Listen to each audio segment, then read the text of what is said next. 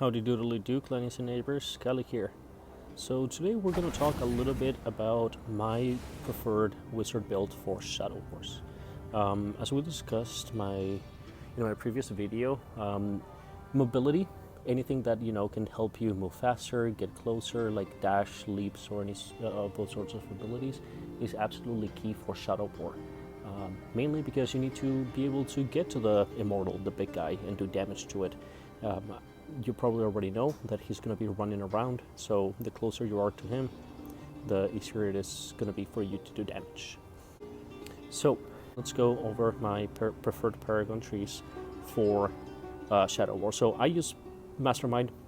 I really like the active bonuses that you get from Mastermind. I always make sure that I have a party with 4 different classes, me, wizard, and then 3 other classes, so that we can all make the best use out of it. And I do run superior coordination just for the increased radius of effectiveness. As far as set items, I actually have an incomplete build in set items for Shadow Wars, but I currently am using 4 out of 6 of the Grace the Flagellant set. Well, I'm just going to show you really quick.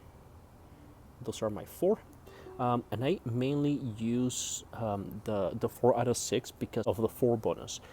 Every 5 ticks, you do a little bit of extra damage to your target, and as we're gonna see with the build in a little bit, all of my abilities are fire. All of my abilities do some sort of damage over time, or dot, or burning.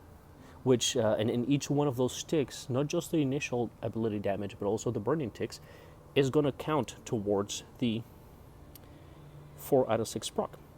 Every 5 times, you will do a certain amount of damage.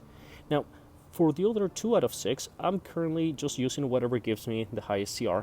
But in reality, I should be using either Gloomguides, Vithus, Windloft, or Shal'Baas. I think I am going to try Gloomguides because I really like the extra damage done for 3 seconds after a dash ability. And I will be using my teleport in this build. So let's go over my gear. Let's see. So for the head, I'm going to be using the Flaming Orbs, Memory of Xiaoyu. Scorch, instead of it being like a fireball, you just have 4 Flaming Orbs orbiting around you, and they'll explode when they touch an enemy. I really like this one because it's just damage, and it will just follow you around for about 10 seconds. You don't really need to do anything for those 10 seconds. Just make sure that you're close to the target. For the shoulders, I like the Perfect Situation, just because it gives me 30% movement speed after casting Teleport. As I mentioned, mobility is extremely important, and I will be casting Teleport, so why not give it a little extra oomph to my mobility and get that 30% movement speed for a few seconds after I use it. It's just going to help me stick to the Immortal easier. For my primary weapon, I use Thunderbird's Bite. The Lightning Nova damage is increased by 10%. Simply put, I'm going to be using the Fire Nova, so it will apply a dot, a burning, or a damage over time, and it will also give me movement speed, so why not have it do more damage? For my chest, I'm using Elora's Fervor. Lightning Nova now becomes Fire Nova, with that applies burning fire, so that's the damage over time, burning. For my pants, I'm going to use Impact Event, Cataclysmic Impact. Meteor continuously calls down smaller meteors that damage enemies in an area. And by the way, not to be confused with the other one, that set piece gives you this ability. And while it looks like it's just random hitting the ground, if there is a target, let's say that Semina, the Essence Transfer person, were a target, and I use it, it's just going to be continuously hitting it. If there are multiple targets, it's going to jump back and forth between all those different targets randomly. But if there's only one, each meteor, and there's 10 of them, each meteor is going to be hitting that one target in there. There's only one Immortal, so my meteor is going to be, as long as I'm able to stick within this circle, that close to the Immortal, is going to be hitting the Immortal for all the 10 uses of the meteor. Now, for my offhand, I use the movement speed on Lightning Nova, the Siphon. It is incredible, 60% movement speed after you're casting Nova. That combined with the teleport and the movement speed, you're just basically zooming through the map. Now, just let me give you a little quick preview right here. So I'm going to use Lightning Nova, and I'm just going to run around to show you the movement speed. That's really nice. I'm going to use Teleport to show you the movement speed. That's really nice. But now, let's say that I really want to, cover a lot of distance in a very little amount of time. Of course, when you're fighting the Immortal, you want to pace yourself. You kind of want to use one, run without any movement speed for a second or two, then use the other one, and just kind of like go back and forth between those abilities, so you're always maximizing the movement speed. So, let's say that, I'm fighting the Immortal. The first thing that I would do is I would use my Scorch. That's going to be up for about 9-10 seconds. As long as I'm close to the Immortal, that's going to hit, do damage, apply the burn. Then I would just, run, get close to them, get the movement speed, get close to them, get the movement speed, get close to them, get the movement speed, get close to them. And either get close to them, get past them, or just, close that gap. You want to be sticking to them. So the combo is very easy. It's just going to be your Scorching Orbs, your Fire Nova, and as soon as you can, use your Meteor. And then, well, I don't have my Teleport anymore, but in about 10 seconds, I will show you the full combo.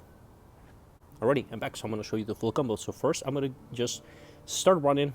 I'm going to go a little bit farther back just to show you how much distance I can actually cover. Yeah, and just there's the minimap. I'm going to be trying to run all the way up to the teleport there. So, okay. The combo would be, I use Flaming Orbs right off the badge, keep it up, then I use a teleport, catch up to the Immortal, then use my Meteor, make sure that I'm sticking to them, and if I'm not, I use my movement speed. If I'm not, I use my movement speed. If I'm not, I use my movement speed.